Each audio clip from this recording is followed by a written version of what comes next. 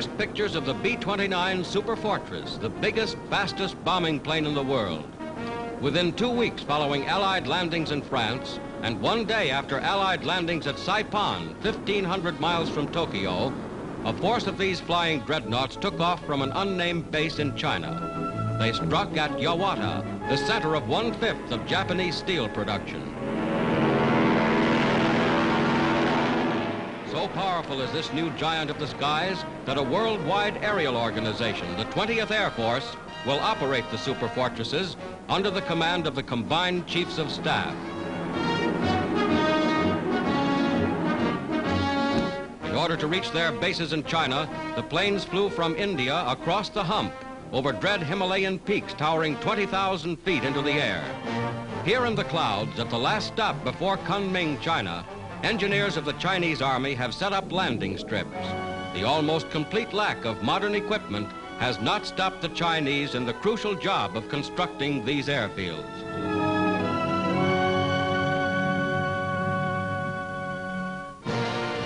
Dwarfing the mighty Fortress and Liberator to medium bomber status, the 8,800 horsepower Superfortress is a global weapon for global warfare.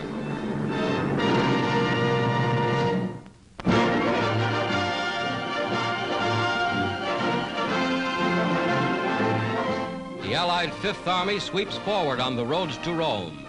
In swift, staggering blows from both the casino and beachhead sectors, General Mark Clark's forces, within less than 4 weeks, have closed into the very outskirts of the Eternal City.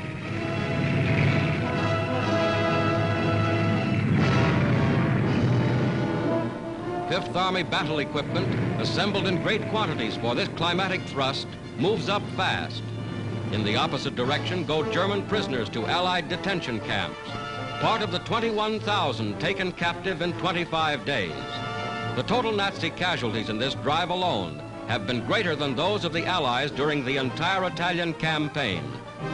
American tanks, after outflanking enemy strong points in the Alban Hills, approached the entrances to Rome. Here, German rear guards made a final stand. Just before the Nazis fell rapidly back, General Clark conferred with his staff and ordered an attack.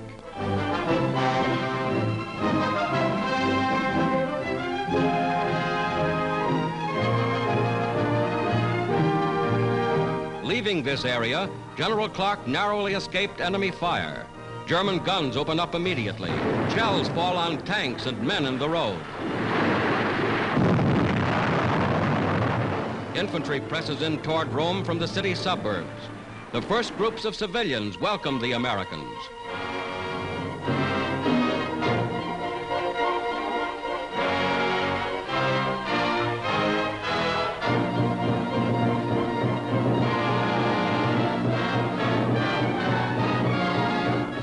In the sharp fight preceding the German withdrawal, in order to save their outmaneuvered army, some American armored units are destroyed.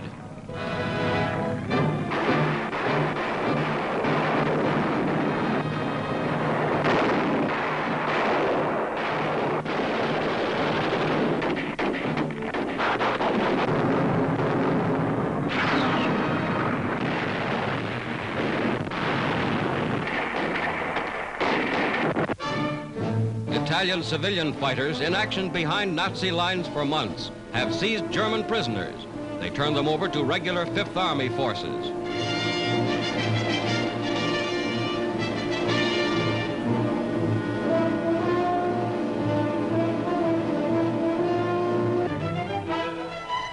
More citizens turn out to greet the Yanks, as now, in formal order, they pour through the gates into the ancient city.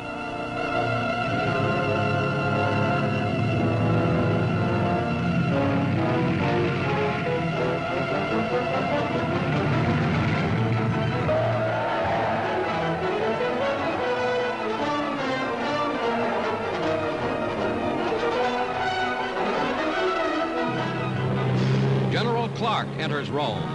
Europe's first capital to fall to Allied armies of liberation is now officially occupied. The Roman populace begins to gather in a joyful reception.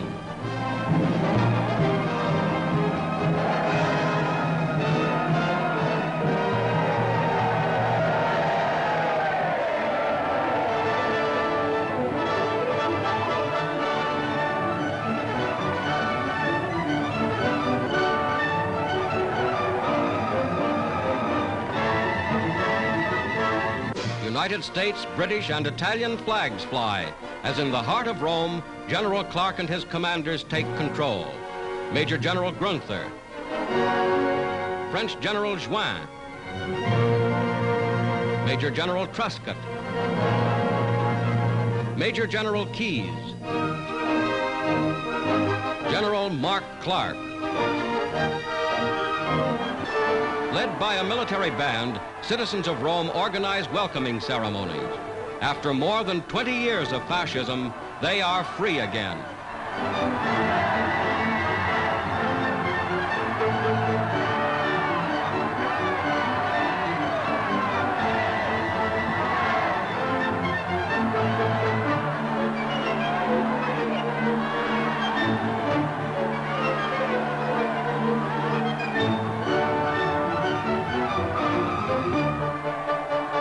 Romans tear down anti-Allied propaganda cartoons posted by the Germans.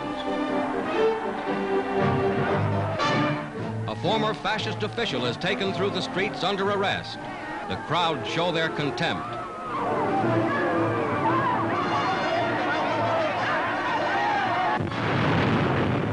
A grenade explodes in fascist police headquarters in the city. Mussolini's dreaded secret police had collaborated with the Nazis up to the liberation.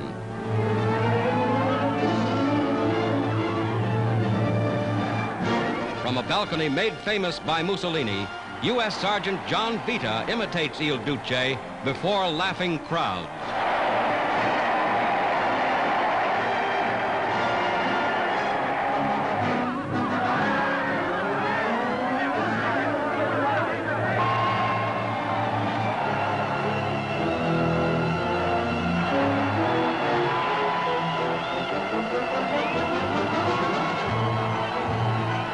The Fifth Army moves on in rapid pursuit of the enemy.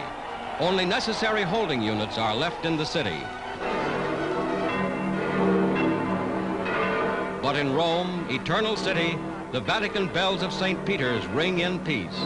A huge crowd masses in the Vatican Plaza to hear Pope Pius XII speaking to Italians and Allied troops the day following Rome's liberation. 250,000 fill the square, a momentous occasion, a symbol of the thanks which all free peoples feel for the deliverance of a great and historic city.